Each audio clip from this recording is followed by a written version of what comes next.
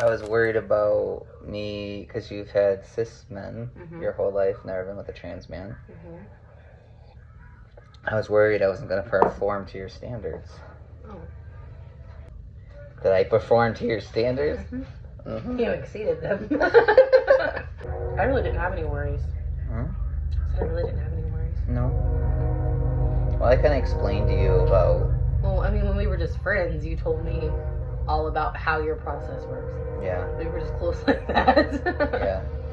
When we started talking as more than friends. Yeah. Like, sending pictures. And, yeah. And, like, you went more into detail, obviously, that you wouldn't have gone into when we were just friends before. And I was more worried about, like, keeping the flow of things, like, with Coban and having to rap. Oh, yeah, because they don't know about that. So, Reese does not have a pump yet. So, he magnificently looked up other methods, and Coban. Wrap it with Coban and keeps it stiff. I wonder, like, how many other transgender men know that? I don't know, because how I found out about it was through porn. Really? Yeah, like, so I was looking up different ways of ED, like ED problems. Erectile dysfunction. Yeah, and how people, like, cope with it. And, of course, it was on Pornhub, because it showed him doing it, but it was... You showed me cool things on Pornhub. Some of it's informational. It's not all about, like... Side note, I learned that guys can suck their own dick. Anyways, there's a guy that was wrapping it, and what they were doing was they're wrapping it to get length. Oh. But, like, to stretch it out and get length. Yeah. But it really doesn't do that. No. But, so I was like, well, maybe I could use that for penetration. And so... It works. It works. Works great. And we've also learned that, like, if, for instance, with us, we were big on the, how should I say it? Big on it being raw situation. Oh, skin to skin? Yeah, skin to skin. And so, like, he learned that he's able to just, like, wrap the base. Like, yeah, partial. The base. To keep me elevated. But it's very important to still use a condom because you can get raw as a female. Or male, either way. You can get raw inside from the Coban, from the in and out. Yeah, I was worried about that when we first got together. And just, you know, not even just in sex, like, am I manly enough for you? Yeah. And, like, do I do manly enough things for you? Like, it's not about, like, being totally dominant, but did I fulfill those shoes for you? Yeah. You know? And of course. Yeah. Always just seeing you as a man. I know. Even after I found out you were trans. First off, when he told me he was trans, again, we were just friends at this time. I didn't believe him. Like, I went and zoomed in on his pictures because this bitch would always send me, like, pictures of himself shirtless or, I don't know, ass crack, whatever. So I went and zoomed in on his pictures to look at his chest to see, like, did he really have surgery? Yeah, she didn't believe me. No. And now after knowing and seeing pictures of him before and, like, you know, baby book stuff, like, I still don't see him as anyone other than who you are, a man. Yeah. Even Rayleigh. Like... Yeah. Rayleigh's our 10-year-old. Yeah, we've told her about me being trans and stuff like that, and she still thinks that, like, I can get you pregnant. Yeah. And like she knows that he used to be a girl, but she's still like, when are you gonna get my mom pregnant? When are you gonna have a baby? Yeah. So it, like, doesn't, I guess, really phase her or click with her that I was ever female. No. I mean, every once in a while, like, when she's being a brat or something. Yeah. Like, she knows, but it doesn't, like, it's not like, oh, that was a girl. Blah, blah, blah. It's not a division for her. Yeah. The other day about how I always ask if, like, I'm manly enough for you because I, like, relate to your periods. And oh, and I love that. Like, that doesn't take away from the fact that you're a man, like, in my eyes and like that. Like, I love that I can be comfortable with you. Like, I can tell you, like, I am bleeding to death. Or intimacy. Like, it doesn't scare you that I'm bleeding. Like, you want to be intimate with me. Yeah. Bleeding through onto the bed. You don't freak out, It's not an embarrassment to you. Yeah. Yeah. I'm comfortable. Yeah. And I like that I can, be like, okay, this is a little bit TMI, but like whenever, ladies out there know that. Whenever you're on your period, you have them really bad cramps, make your butthole hurt. Like, I like that I can tell you that, and it's not like like, I'm sorry, like trying to sympathize. You're like, yeah, like, I get it. Yeah, the that shock shit sucks. crotch Yeah. kind of feeling, yeah. Or like today, I got out of the shower and I didn't dry my legs completely off, and I was like, man, have you ever worn leggings? And he's like, yeah. I was like, don't, like, I hate whenever you're still wet and you try to put them on and you can't get your pants on, you almost fall on your face. And like, he's able to relate to that with me. And yeah. I don't see it as, it doesn't make me see you as a girl. It doesn't make me be like, you can't relate to me because you're a man now. Like, I don't feel that way at all. I'm like, I like that you get it. Yeah. Well, and you're the first person I've been with that it does like that, or doesn't take away from that. Like saying, I talk about periods, or I talk about like boobs being sore or something like that, that's female related. Well, you can't talk about that anymore because you can't relate to us because you're not a female anymore. No, like that's just taking away from your experiences, you know what I mean? Yeah. Like, just because you're not a female anymore doesn't mean you didn't go through stuff whenever you were a female. Yeah. And I like that you can get with me on that level. And you also worry about you're too sensitive. Like, you have too many feelings for a man. Yeah. No, like, all men need to be able to show their feelings. It helps. It helps that you can be open and vocal with me. And coming from, my relationship wasn't so great. Yeah. Before. So coming from that, like, I like that you can be like, Sam, you need to calm down. Like, let's talk it out. Yeah. I like that you do that. And that has nothing to do with used to being a girl. It has to do with, like, you're in touch with your emotions and your feelings, like all men need to learn to do. Yeah. Well, just even the cuddling aspect and stuff like that. I like to cuddle you or have you cuddle me instead of me cuddle you all the time. So, and I like to hold you, and I don't feel like, oh, I have to hold him. I don't understand how someone could have seen that as a weakness. Or relating to your past. Well, you're always supposed to be the protector, but I am the protector, but I also can be. But I like to be the protector too, you right? know, and some girls like that, They like to. I feel safe with you. I have no inkling in my mind that you can't protect our family or take care of us. But sometimes, like, I like that feeling of you needing me, and a lot of guys won't. They aren't vulnerable like that. They don't open like that to their partner, male or female. Some men just don't do that, Well, it's just the shaming thing all the time that gets done. That's another thing is, like, in my settings that have changed over the years of men just talking amongst men, like, we get scrutinized a lot for not being the protector, not being the macho man all the time and stuff like that. And if we show vulnerability, we get hazed, you know. And it's not so much of just getting joked around, oh, you're a pussy or whatever like that. Like, sometimes it's true hazing. Yeah. We're having coffee time with Sam. How do you feel about your dad being trans? He used to be a girl. Yeah, dad used to be a girl. How do you feel about it? I don't know. You don't really care? Yeah. Yeah. I don't care. It's because boys and girls can turn in whatever they put their mind to. Yeah. Okay. Yeah. Like I was saying, was you guys want to play slapjack in here while we record? No, we'll play slapjack in a little bit, okay? I'm just kidding. See? She don't give a shit. So we had to make this into a two-part because we kept on getting interrupted. My parents were here for the weekend. And so now we're trying to... I'm here. Just look at them. Sam don't like being on camera. Nope. So that's why she's never on camera. But anyways, we were talking about this being scrutinized as a man, whether you're cisgendered or not.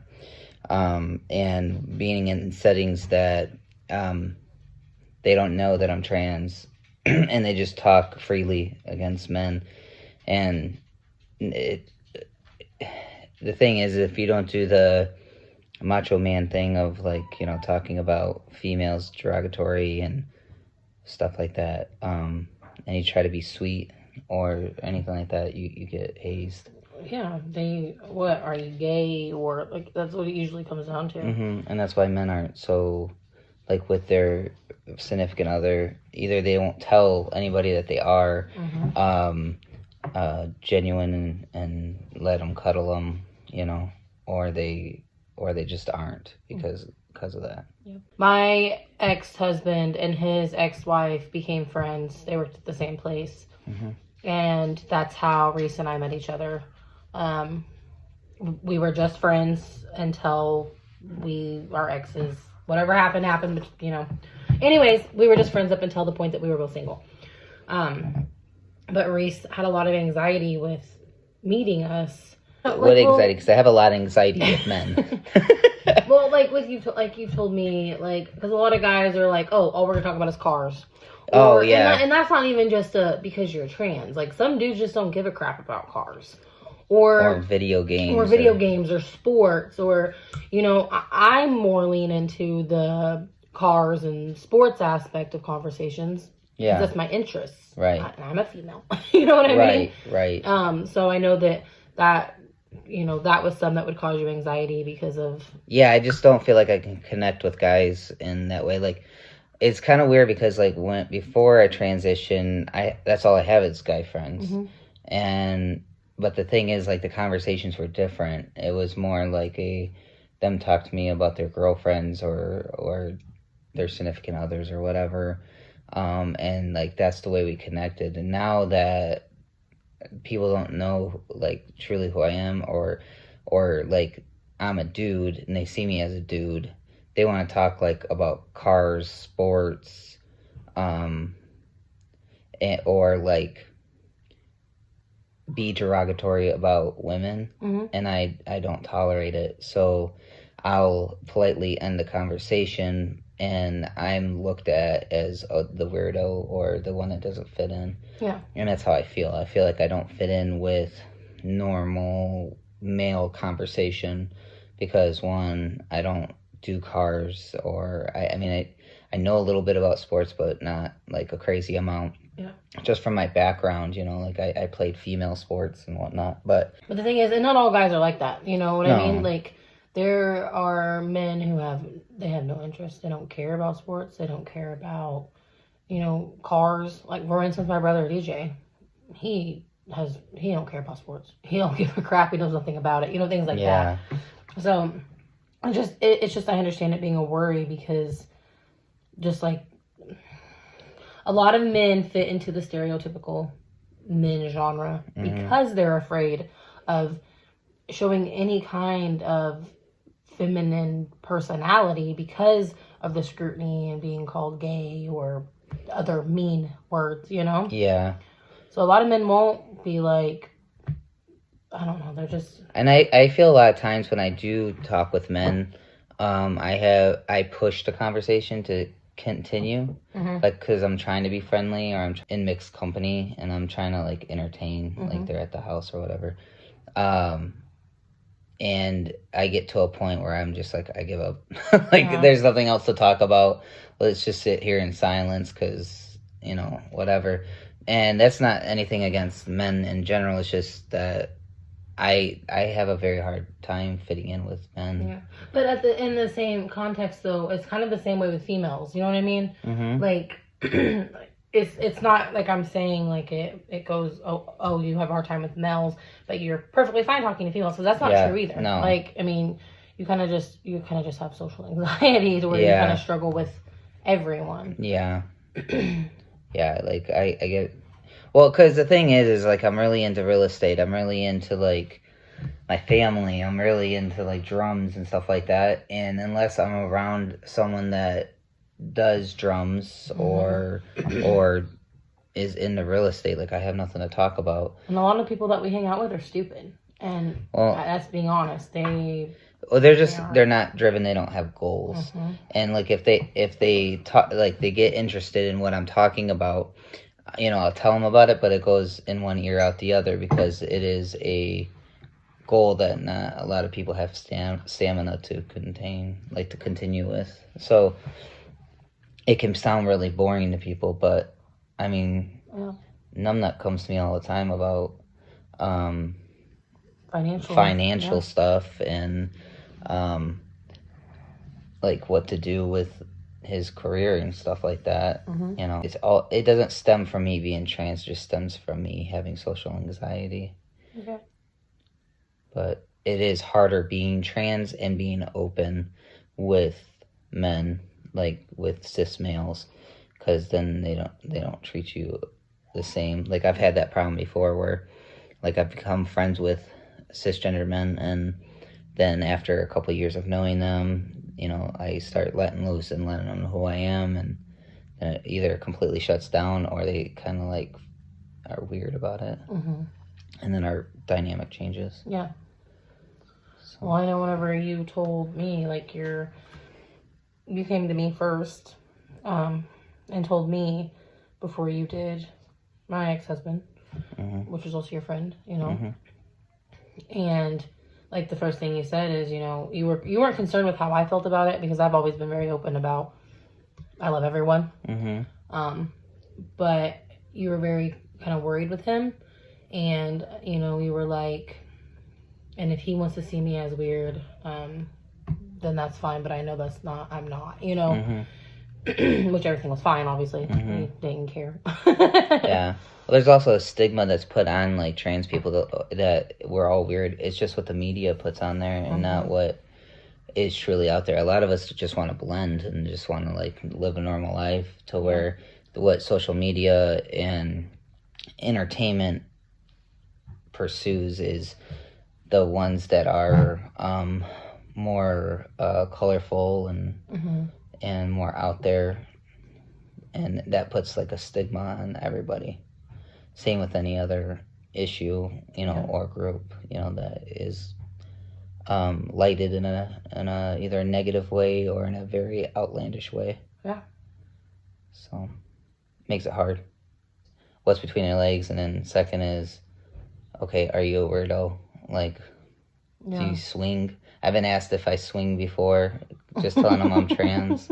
You're like, what does that have to do with swinging? Yeah, it has nothing to do with swinging. Or like, you know, well, you know, like they want to know the whole function of like my genitalia. Do I, you know, am I going to have kids, and how am I going to have kids? Stuff like that. That stuff is none of their business. Yeah, and these are sometimes random strangers or like people that I've met for the first time. Now I understand, like, with doing these videos, you know, if someone's watching this and, you know, they're just curious. I mean, I was curious, you know? I mean, that's just a normal human reaction. But there's a difference between being curious and asking, like, informative questions. Or, like, for me personally, like, I already knew quite a bit about, you know, transgender people because I'd done research because it interested me. Yeah. But there are some people who, like you said, they're just more concerned about your genitals. Yeah, it's different when it's educational than when it's just being rude and just being invasive. Because I'm all about informational or supporting people and stuff like that. And that's why we talked about the whole Coban situation. Yeah. Like, that could help somebody who, you know, is transgender and they haven't had the pump or the rod or, you know, the other, whatever options are given to them for sexual purposes. And they're like, I want to sleep with my partner, or I want to sleep with whomever I want to sleep with, but I can't. Right. You know, I feel like it's helpful because that blew my mind whenever you told me that. I was like, what? Well, and the thing is with just simply the Coban thing is I felt helpless because I had a surgery and then I was going to have to wait a long while to get a pump put in. And I felt like I wasn't able to use it. You know, like, I'm like, how am I supposed to use this, you know, it being so flimsy? So, and that's when I started trying other things. Like we tried cock rings and stuff like that to see if we could do skin to skin and whatnot. But Coban seems to be the most safest way of restricting yourself to be stiff. And, you know, and we've experimented a lot with what we can and can't do. You know, like we mentioned earlier about only doing the base, cutting the condom at the co-band where it's still skin to skin, but the co-band's not hurting me. Right. What else? I don't know. There's been different things, but Yeah. I mean, You just work with your partner. You yeah. know, as long as your partner's open to it. That's the problem that I've always had, is I didn't have a partner that was open to working with me in an intimate way or any way at all. So Yeah, I mean, you had a partner who got mad that you would go from foreplay to, okay, I have to wrap, and they would be like, well, that's a turn off. I don't want to sit here while you wrap. It breaks the mood. It doesn't break the mood, not if you're with the right person and you're with someone who genuinely loves you. This is not for me. Yeah, that was my biggest worry. Is okay, it's gonna break the mood to where you're not interested no more, and shut me down. And that's just from trauma. But yeah, I think it's sexy watching you rap. Get out of here. I just appreciate you. I appreciate you. You've changed a lot of me. Yeah. I want you to be you. I know. It's hard to be me when I have had it tucked away for so long, I know. That's why I put your baby picture out. Yeah, I should put my baby picture out. My like girl baby picture. Like you can definitely. I'm in a floral dress. It's not floral. It's just kind of ruffly. Hold on. It's just kind of ruffly and I think pink maybe. Yeah, get it. You're cute. See, look at him. He's adorable. We got all three of our pictures. Rayleigh, mine, and hers out here. So. Well, because I asked him, I was like, why? Like, I understand, like, I thought that he kept the fact that he was a female a secret for his own reasons. I kind of just thought you wanted to hide it because you didn't want, like, you were done with that part of your life, you know what I mean? Mm-hmm. And then the more I learned from you, and the more that you told me about ex-relationships and stuff, like, it was more so they were ashamed of who you were, not that you were, really, if that makes sense, I guess. Mm-hmm. So obviously I asked his permission before I just put his baby picture out, but, like, I love him no matter what. I don't care if people know that he used to be a girl. That doesn't change the way I view him. I support him in his YouTube videos and anything you want to do. Yeah. That's another big discussion we had is, like, do I go back on YouTube or not, Mm-hmm. And how it's going to affect us. And I was very scared on, like, I was warning her, like, hey, employers might see it, or hey, our friends might see it, or what does, Ray think about it and stuff. So we all had to talk about it before we did it. And Rayleigh's main question was, I don't care what people say. She's like, I'll tell them that blah, blah, blah. Like, she's like, his old name. And we're like, no, you don't have to go that deep. Yeah. But her main point was, like, I don't give a crap what they say. Yeah. And neither do I. Well, if y'all have any questions. Yeah. No, I mean any question. Yeah. Like, I'm not, as long as you're not, like, I'm not opposed to if they have questions about your surgeries, if they have questions about why you don't have a pump yet, they have a question about any other surgeries that you had to have, or they have questions for me about what it's like to be with a trans man, like more in-depth details of the obstacles and stuff like that. And differences there may be, or, like, I'm open to say anything, as long as it's just respect. What is that supposed to mean? You've been with both sides. You've been with a cis male and you've been with a trans man. You know the difference. Oh. And me? Sam has her own stories. Yeah, she's got some stories. Anyways, back on track. As long as the questions are, like, respectful, and someone's not being an ass, like, I have no problem being open about anything. Like, I have nothing to hide. I'm proud of you. I'm proud of us. I'm Yeah. So I feel about it. If they want to be assholes, then I ain't telling them shit. So if you got questions, put it in the comments. If you like these segments, let us know. There's more to come. Just give us stuff to talk about. If you got questions, let us know and put them in the comments. And eventually I'll be in more videos, but I'm camera shy and I literally look like a toe. She don't, but yeah. All right. Talk to you guys later. Bye. Bye.